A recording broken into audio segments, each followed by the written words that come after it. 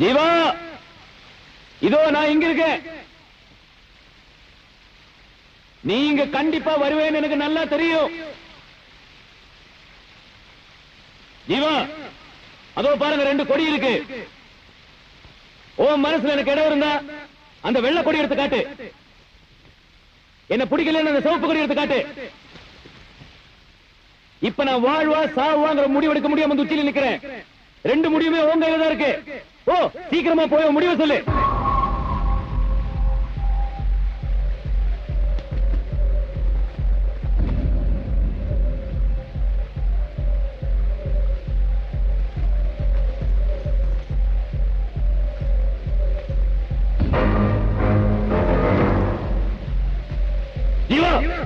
நான் இப்ப உங்கள்ட்ட விளையாடல, சீரியஸா தான் சொல்றேன்.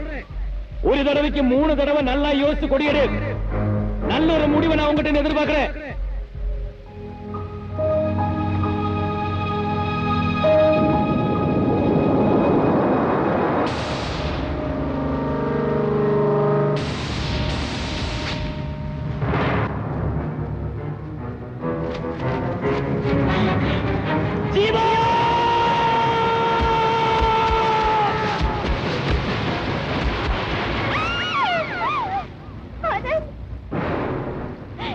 என் மாமனால உங்களுக்கு எந்த ஆபத்தும் வரக்கூடாதுன்னு தானே நான் என் காதல வெளிப்படுத்தாம இருந்தேன்.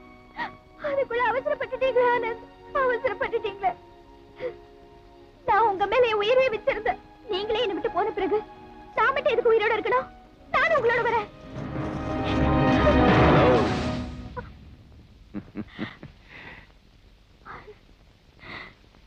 ஏமாந்துட்டியா? அவ்வளவு சீக்கிரம் ஒன்ன விட்டுட்டு சாகிறதுக்கு நான் ஒன்னும் முட்டாள் இல்லை. உன் மனசுல என்ன இருக்குன்னு எனக்கு நல்லாவே தெரியும். அங்க இது கீழே விழுந்தது என்னோட டம்மி.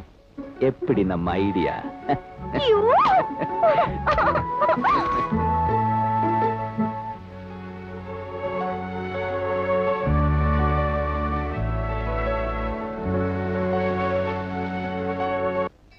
நல்ல வேளை நம்ம கோயிலுக்கு வந்த நேரம் கூட்டம் இல்ல, நிம்மதியா சாமி கும்பிடலாம். அம்மா வாங்க வாங்க, வணக்கம்.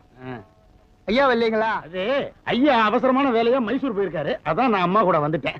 நம்ம ஊர் கோயிலுக்கு புதுசா சாமியார் வந்திருக்கான். அவ சொல்றதெல்லாம் நடக்குன்னு ஊர்ல எல்லாரும் பேசிக்கிறான். ஐயா சாமியாரா? பாப்போம் பாப்போம். ஐயா நீங்களும் போய் பாருங்கம்மா. வரமா? சரி. ஓம் ஆனந்தாயதமா, ஓம் ஆனந்தாயதமா. என்ன ஆசீர்வாதம் பண்ணுங்க. நல்லா இருங்க, நல்லா இருங்க. ஓம் கிரீம் கிளீம். மகளே, உனக்கு என்ன குறைன்னு எனக்கு நல்லா தெரியும். இந்த கோயில 100 முறை நீ சுத்தி வா, உன் தீராத முட்டுவலி எல்லாம் தீர்ந்துரும். தீஸ்கொண்டி சலோ, போயிட்டு வாங்க. போயிட்டு வா மோளே.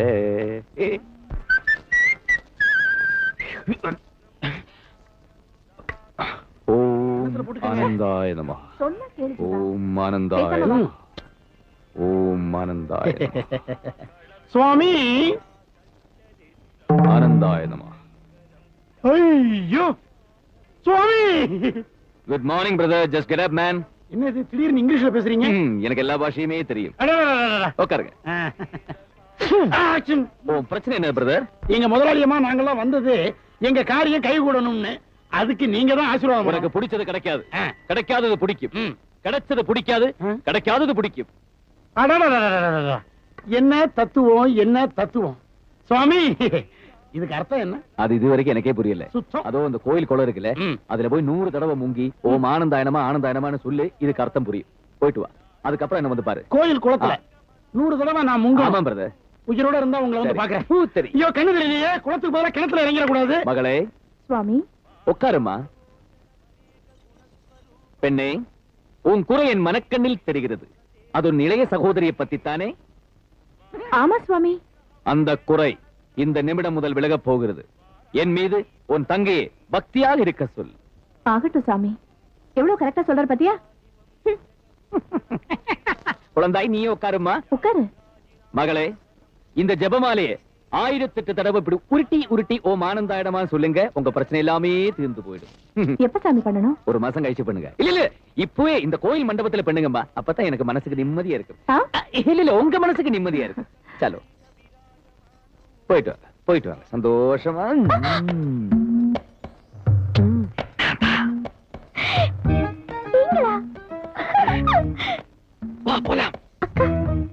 அக்கா என்ன தியானம் முடிக்கிறதுக்கு 6 மணி நேரம் தாடியில எறும்பரிக்குது.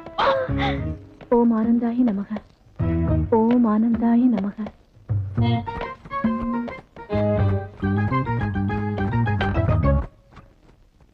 ஜீவா, ஏன் ஒண்ணுமே பேச மாட்டேங்கிற? நான் எவ்வளவு கஷ்டப்பட்ட அக்காவை ஏமாத்திக்க கூட்டு வந்திருக்கேன். எதுவுமே பேசாம உங்க மடியில இப்படி படுத்துட்டு இருக்கிறது எனக்கு எவ்வளவு சந்தோஷமா இருக்கு தெரியுமா?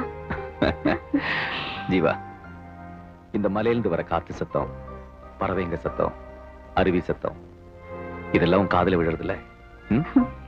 எனக்கு எப்பவுமே எங்க மாமாவோட உருமல் சத்தம் மட்டும்தான் கேட்கும்.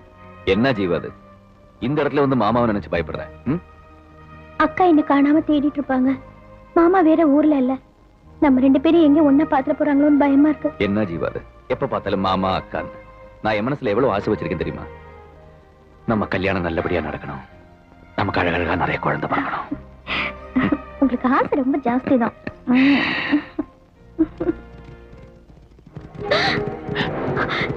ஐயோ, எங்க மாமாவோட ஆளுங்க வராங்க போல இருக்கு. எனக்கு பயமா இருக்கு. நீங்க போயிடுங்க, நான் வரேன். ஜீவா, ஜீவனை சொல்றதுக்கு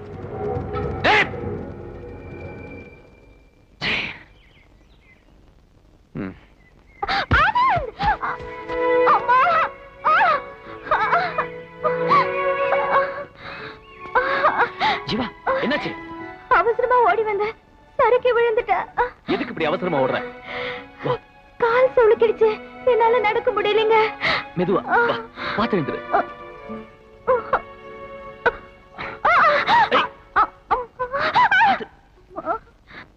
மெதுவா மெதுவா பாத்து நட ஜீவா, மெதுவா நட.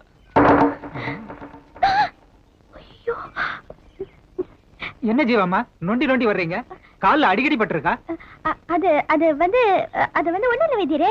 அது ஒண்ணும் இல்லைங்க, அப்படியே சுத்தி பார்க்க வந்தோமா, கால் தவறி விழுந்துட்டேன், சுளுக்கிடுச்சு. அவ்வளவுதானே? அவ்வளவுதான். கவலைப்படாதீங்க, நான் நல்ல அப்படியா? தைலமா தர்றேன். 2 நாளைக்கு தடவுங்க. Okay. ஆனா நல்ல ஓய்வு எடுக்கணும். எதுக்கு நான் நாளைக்கு வீட்டுல வந்து பாக்குறேமா? சரிங்க, அப்ப வரும்போது பணம் கொடுக்குறேன்.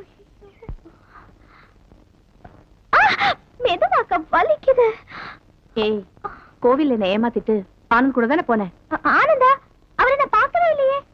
ஏண்டி போய் சொல்ற? நீ ஆனந்தோட பழகிறது, பேசுறது, காதலிக்கிறது எல்லாமே எனக்கு தெரியும். தெரிஞ்சிருச்சுல, அப்ப பேசாம இரு. உன் மாமாவோட குணம் தெரிஞ்சும் நீ அவரோட பழகுறியே. இந்த விஷயம் அவருக்கு தெரிஞ்சா என்ன நடக்குமோன்னு ஒவ்வொரு நாள் நான் பயந்துட்டு இருக்கேன். நீ எதுக்கு பயப்படணும்? நான் ஆனந்த காதலிக்கிறது உண்மைதான். அவரை கல்யாணம் பண்ணிக்க போறதும் உண்மைதான். இது என்னோட சொந்த விஷயம். இவ்வளவு பாதுகாப்பா என்ன வளர்த்ததுக்கு நான் மாமாவை நினைச்சு சந்தோஷப்படுறேன். ஆனா அதே சமயம் என் வாழ்க்கை அமையறதுக்கு அவர் குறுக்க நின்னா அவரை தூக்கி எறிய கூட நான் தயாரா இருக்கேன். உன்னையும் சேர்த்துதான். ஜீவா,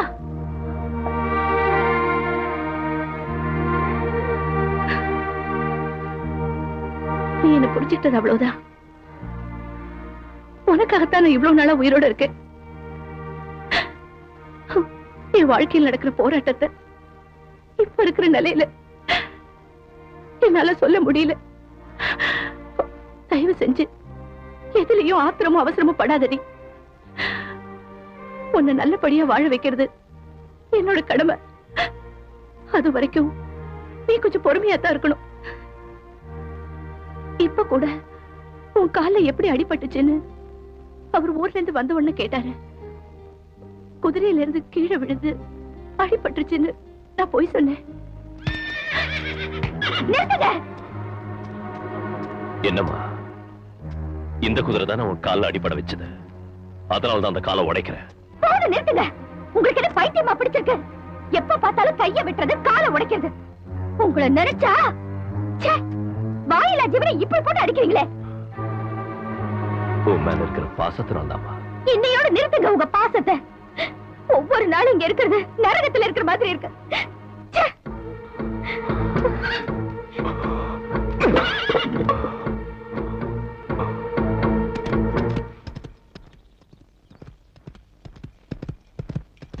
என்ன வைத்தியரே, என்ன விஷயமா வந்தீங்க? நம்ம ஜீவா பொண்ணுக்கு நேத்து கால் சுளுக்கிச்சு. அப்பவே தைலம் கொடுத்து விட்டேன். எப்படி இருக்குதுன்னு பாத்துட்டு போக வந்தேன். பரவாயில்லைங்க, நாளைக்கு குணமாயிரும். நான் தனியா அவகிட்ட குதிரையை எடுத்துட்டு போகாதன்னு எத்தனையோ தடவை சொல்லிட்டேன், கேட்க மாட்டேங்கிறா. அந்த குதிரையில இருந்து விழுந்து இப்படி ஆச்சு.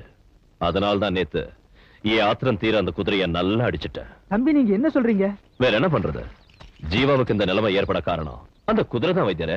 அட நீங்க ஒண்ணு தம்பி, நம்ம பெரியவர் ராஜசேகர் பேர ஆனந்தோட நம்ம ஜீவா பொண்ணை பார்த்தேன். அவங்க 2 பேரும் ஓடி பிடிச்சு விளையாடுறப்ப ஜீவா பொண்ணு தவறி விழுந்து கால் சுளுக்கிச்சு. அதுக்கு போய் அந்த வாயிலா ஜீவனை போட்டு அடிச்சிட்டீங்களே. நீங்க எல்லா விஷயத்திலும் அவசரப்படுறீங்க தம்பி. இப்ப அந்த குதிரைக்கும் சேர்த்தா வைத்தியம் பார்த்துட்டு வர்றேன். அப்ப நான் வரட்டுங்களா?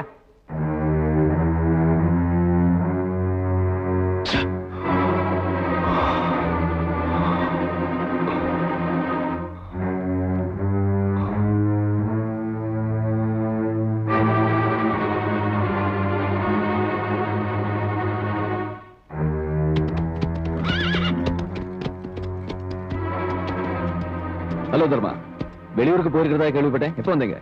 ஆனந்த், இனிமே இந்த வீட்டுக்கு நீங்க வரக்கூடாது. என்ன சொல்றீங்க? நீங்க ஜீவாவை ஆசைப்படுறது எனக்கு நல்லா தெரியும். அவ எனக்கு மட்டும்தான் சொந்தமானவ. அவளை கல்யாணம் பண்ணிக்கிறதுக்காகத்தான் இவ்வளவு பாதுகாப்பா அவளை வளர்த்துக்கிட்டு இருக்க. என்ன பத்தின எல்லா விவரமும் தெரிஞ்சிருப்பீங்கன்னு நினைக்கிறேன். உங்க தாத்தா மேல வச்சிருக்கிற விசுவாசத்தாலதான் வெறும் எச்சரிக்கையோட விடுற. வீணா நமக்குள்ள பகையும் வேண்டாம், மோதலும் வேண்டாம். ஜீவாவை மறந்துருங்க. தர்மா,